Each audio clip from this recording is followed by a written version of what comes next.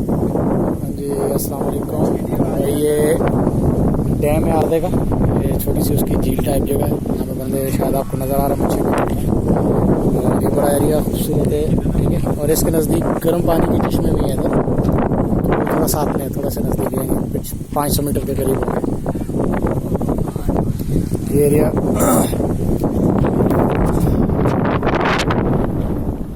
मैं इसलिए एहतियात से वीडियो बना रहा हूँ कि कोई ऑब्जेक्शन वगैरह ना करे, क्योंकि कई जगह फैमिली आई होती है तो वो लोग फिर एतराज़ करते हैं। मैं एहतियात से ही बना रहा हूँ। अभी भी परिंदे वगैरह भी थोड़े थोड़े नज़र आ रहे हैं। वो सामने भी एक ग्रुप है।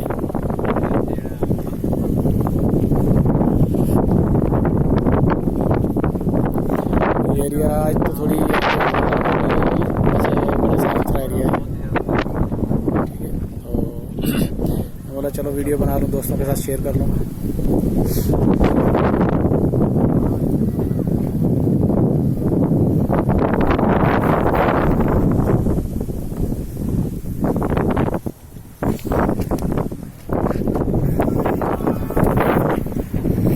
अस्सलाम वालेकुम।